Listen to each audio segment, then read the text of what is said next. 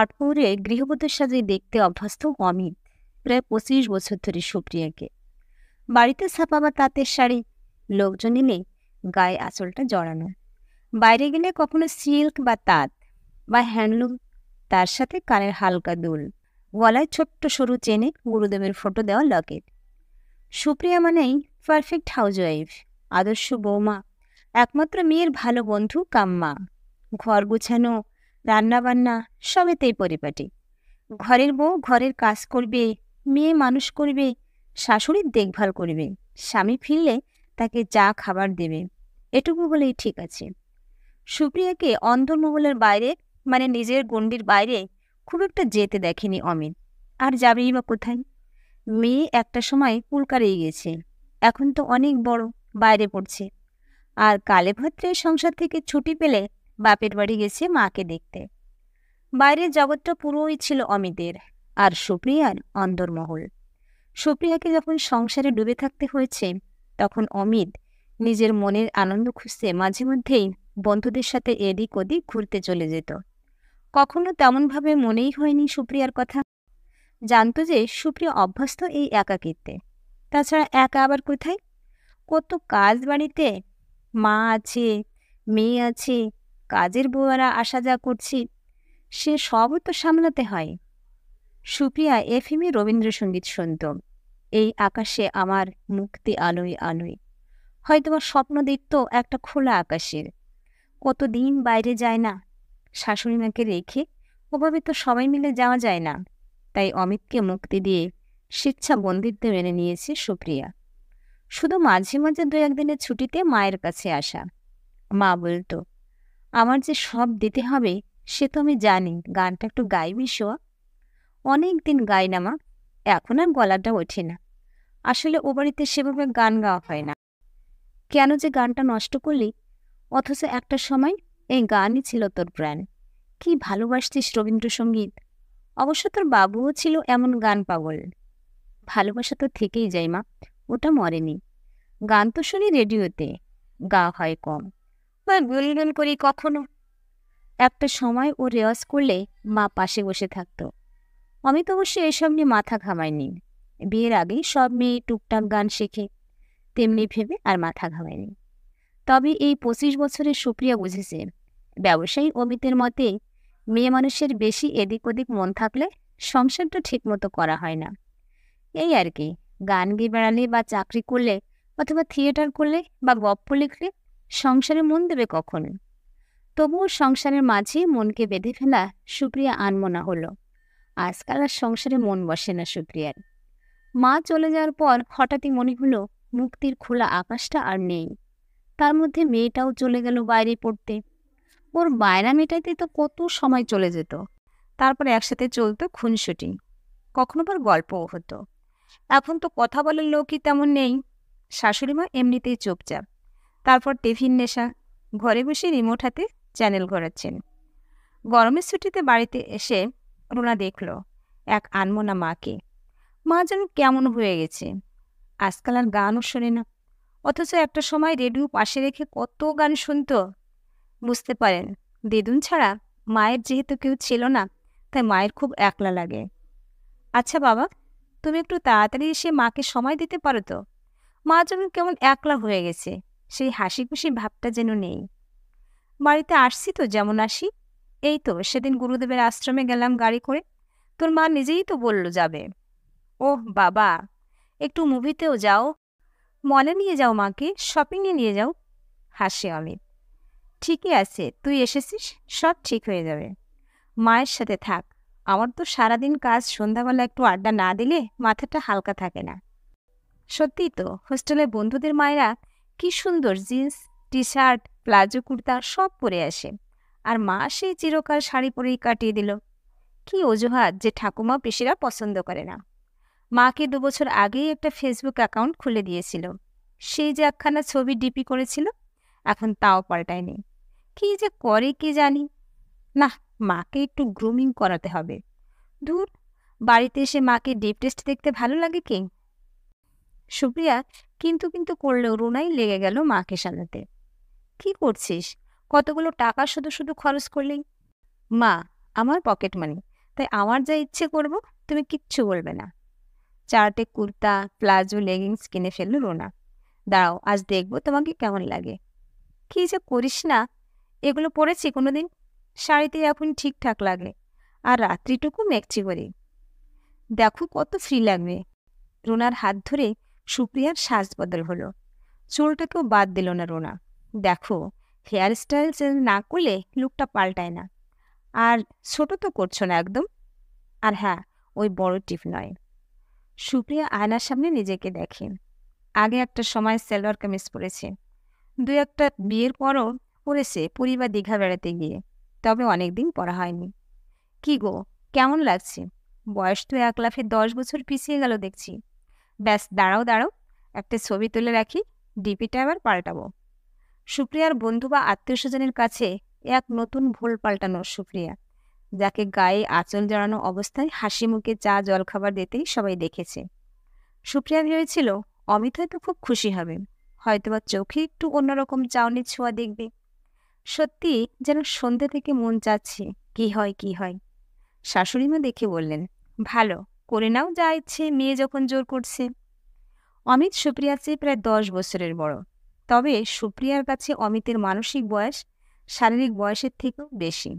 তাই সুপ্রিয়ার নতুন সাজ অমিতের মনে কোনো প্রতিক্রিয়া সৃষ্টি করল না, বা করলেও তা প্রকাশ করল না। পাশে সুপ্রিয়া আরও উৎসাহ পায়। রাতে যথারীতি পাশ ফিরে শুয়ে পড়ল অমিত। অমিতের গায়ে আস্তে আস্তে হাত রাখে সুপ্রিয়া। কি গো, আমাকে কেমন লাগলো কিছু বললে না তো? তোমার কি রাগ হয়েছে নাকি? ঘুম জড়ানো গলায় অমিত বলল, কেমন লাগলো তা কি 25 বছর পরে আবার নতুন করে বলতে হবে নাকি? তবে শাড়িতেই তোমাকে মনে হয় ভালো লাগে। মেয়ে শখ করে কিনে দিয়েছি, পরেছ। দিন দিন কেমন যেন ছেলে মানুষ হয়ে যাচ্ছ। ফেসবুকটা খুলে সুপ্রিয়া নতুন ডিপিতে রাজ্যে লাইক আর কত কমেন্ট। মা, দেখেছো কত লাইক করেছে ছবিতে, আর কত কমেন্ট, বেশ অনেকগুলো ফ্রেন্ড রিকোয়েস্টও এসেছে। হাসে সুপ্রিয়া। মায়ের গালের সেই ফেমাস টোলটা দেখতে পায় রুনা। তারপর থেকে রুনা বাইরে বেরোলেই মাকে এক একদিন এক একটা ড্রেস পরিয়ে নিয়ে গেছে, আর তার সাথে সেলফি আর ছবি তো আছেই। সুপ্রিয়া বুঝতে পারে মেয়ে এখন বন্ধু হয়ে গেছে, তাই ওর আবদারে সুপ্রিয়ার কানে ঝোলা দুল, গলায় ডোকরা আর কড়ির মালা। ওই ছোট মটর ডাল আর কানে পড়তে হবে না, দেখো মুখটাই পুরো পাল্টে গেছে। সুপ্রিয়ার সাজগোজ দেখে একটু অবাক লাগে অমিতের, ভাবে মেয়ের বায়না, তারপর আবার ফিরে যাবে পুরনো সাজে। কিন্তু কেন যেন সব অঙ্কের শেষটা এক হয় না। তাই রুনা যাবার পরও Supriya kurta, leggings, palazzo, wrapper top পরতে শুরু করছে না। আজকাল তো সুপ্রিয়াকে আর শাড়ি তেমন পরতেই দেখে না। বন্ধুবান্ধবও বেড়েছে। সুপ্রিয়ার অবসর অনেকটাই কাটে ফেসবুক, হোয়াটসঅ্যাপে চোখ রেখে। বন্ধুবান্ধব যাদের সঙ্গে বিয়ের পর যোগাযোগ ছিল না তেমন, তাদের সঙ্গে ফোনে কথা হচ্ছে, কখনো তারা ভিডিও কল করছে। সুপ্রিয়ার আকাশে এখন আবার খুশির কলতান। আজকাল শরীরের যত্ন নেয় সুপ্রিয়া। অমিত বুঝতে পারে ওর জীবনযাত্রা পাল্টাচ্ছে। সুপ্রিয়ার হাতের নখে নেলপালিশ, হাত পা পরিষ্কার ঝকঝকে। নিজেও অনেক সময় বাইরে গিয়ে জামা কাপড় কিনছে। মেয়েকে একটু হালকা অভিযোগ করেছিল অমিত ফোনে, তোর মায়ের তো নেশা ধরিয়ে দিয়েছিস, ছবি তুলছে, পোস্ট করছে। বাবা, মাকে সুন্দর লাগছে না ছবিগুলোতে? দেখেছ রোনার ম্যাজিক? তা তো বুঝলাম, কিন্তু এবার তো তোর মাকে আমার বড় মেয়ে বলবে। বাবা, ইউ আর ফিলিং জেলাস। আচ্ছা, তুমি এবার একটু নিজেকে গ্রুম করো, আমি পরের ভ্যাকেশনে এসে করে দেব। সুপ্রিয়াকে নিয়ে আসলে অমিতের বন্ধু মহলে কথা হয়েছে, অনেকেই মজার ছলে প্রশংসা করেছে। রিয়েলি বৌদিকে এখন খুব ভালো লাগে। আমি তো মিসেসকে বলেছিলাম একটু শেখো বৌদিকে দেখে, কি সুন্দর নিজেকে মেনটেন করছে। কোথায় লুকিয়ে রেখেছিলে ভাই এত সুন্দর বৌদিকে? ওদের কথা শুনে একটু রাগই হলো অমিতের। ফ্রিতে বউ দেখার শখ সবার, তারপর হয়েছে এক ফেসবুক, ফ্রিতে হাড়ির খবর রাখার জায়গা। কে কি খেলো, কোথায় গেল, কি সাজগোজ করলো, সব খবর আছে এই বাচ্চাধনের কাছে। সুপ্রিয়া একটা সময় অযত্নে রাখা একটা গাছের মতোই সংসারের বাগানের এক কোণে একটা টবে বেড়ে উঠেছে। অযত্নে ঝরে গেছে কত পাতা। সেই গাছটা আবার নতুন করে ফুলে ফুলে ভরে ওঠাতে খুশি না হয়ে বিরক্ত হলো অমিত। এতটা ফুর্তি হঠাৎ এই বয়সে? আজকাল যেন একটু ঘুরে থাকে সুপ্রিয়া, বেশ উচ্ছল, ছটপটে, কখনো একটু বেশি ইমোশনালও বিছানাতেও। অমিত বলে ফেলে কোনো এক সময়, আরে বয়স হচ্ছে তো নাকি বয়স কমছে? আজকাল মাঝে মাঝে হারমোনিয়াম নিয়ে বসে সুপ্রিয়া বিকেলে। ও বাড়ি থেকে নিয়ে এসেছে ওটা, ওখানে তো পড়েই ছিল। এখন তো আর কেউ বলে না, শোয়ায় একটা গান কর না শুনি। শাশুড়িমা বিকেলে বেশ বিরক্ত হন। আমার হয়েছে যত জ্বালা, গানের ঠেলাতে সিরিয়ালের কথাগুলো কানে যায় না। একদিন দুদিন 3 দিন, মাঝে ননদও এসে বলে গেছে, আগেই তো বেশ ছিলে, লক্ষ্মী লক্ষ্মী লাগতো, 2 দিন বাদে শাশুড়ি হবে, এই বয়সে আবার হঠাৎ কি হলো যে ভোল পাল্টালে? সুপ্রিয়া জবাব দিল, বুড়ো বয়সেই তো ভীমরতি হয়, তাই হয়েছে বোধহয়। ভেতরে থেকে একটা দীর্ঘশ্বাস বেরিয়ে আসে সুপ্রিয়ার। 21-এর সুপ্রিয়া এখন 46-এ, আক্ষরিক করতে এখন বুড়ি। তবে কখন যে কচি মনটা মরে গিয়েছিল বুঝতেই পারেনি। রোনাই হঠাৎ ফেরত দিল মনটা। রোনার চোখে মুখটা দেখে মনে হলো ভালোই তো, এখনো মানায়। হয়তো সবগুলোও আছে ঘাপটি মেরে কোথাও, তাই হোক না একটু নিজের মতো চলা। অমিত সেদিন একটু তাড়াতাড়ি ফিরেছে। সুপ্রিয়া গাইছে, এবার তোর মরা গাঙে বান এসেছে জয়মা বলে ভাষা তরি। শাশুড়িমা ডাকেন অমিতকে। কি ব্যাপার বলতো, একটু টিভি দেখবো, তারও উপায় নেই এই গানের গুতোয়। অমিত বিরক্তি প্রকাশ করল ঘরে এসে। এই প্রথম উদ্যত হয়ে উঠল সুপ্রিয়া। তোমরা কি ভেবেছ, আমি কি সব বন্ধ করে দম বন্ধ করে মরব? আমি দরজা দিয়ে গাইব, তবু গাইব। বললাম মায়ের অসুবিধা হয়, তুমি তো এমন ছিলে না, সবার সুবিধা দেখেই তো চলেছ এতদিন। চিৎকার করে ওঠে সুপ্রিয়া, খুব ভুল করেছি, সবার সুবিধা দেখতে গিয়ে নিজের সুখটাকে গলা টিপে মেরে ফেলেছি। ব্যবসা বন্ধুবান্ধব সব দেখেছ, কোনোদিন আমার মনটা বুঝেছ? কথা কাটাকাটি অনেক দূর গেল। আজ সুপ্রিয়া থামল না, বলল অনেক কথা, চোখে আজ তার জল এলো না। অমিত সেদিন বিকেল বিকেল ফিরে এসেছে। নিচের থেকে আওয়াজ পেল সুপ্রিয়া গাইছে, তোমার খোলা হাওয়া লাগিয়ে পালে, টুকরো করে কাছি আমি ডুবতে রাজি আছি, তোমার খোলা হাওয়া। দমকা হাওয়ার মতো এই দরজা খুলে অমিত ঢুকল। দেখলো ভিডিও রেকর্ডিং করছে সুপ্রিয়া। ভালো লাগলো? না, একটু ভালো লাগলো না, বরং খুব রাগ হলো একইভাবে গেয়ে যাচ্ছে সুপ্রিয়া, ওকে কোনো পাত্তা না দিয়েই। প্রথমে সন্দেহ, কানাকানি, ফিসফিস, তারপর একদিন অমিত বুঝল ওর ধারণাই ঠিক। ডুবে ডুবে জল খাচ্ছে সুপ্রিয়া, আর সেই জন্য নতুন করে এত পুলক জেগেছে ওর মনে। পরকীয়া, ছি, এই বয়সে! ঝগড়া অশান্তি গড়ালো অনেক দূর। আমি ভাবতেই পারি না শেষে তুমি। এজন্যই বাড়ির বউকে বেশি স্বাধীনতা দিতে নেই। হাসে সুপ্রিয়া। স্বাধীনতা কোনোদিন ছিল নাকি? কোনো দিনই ছিল না। আর আমি কি করছি? সারাদিন মেসেজে কি হয় তা আমার জানা আছে, গান রেকর্ডিং করে পাঠানো হচ্ছে। তাই ভাবি হঠাৎ এত গান গাওয়া কেন, এতদিন তো শুনিনি।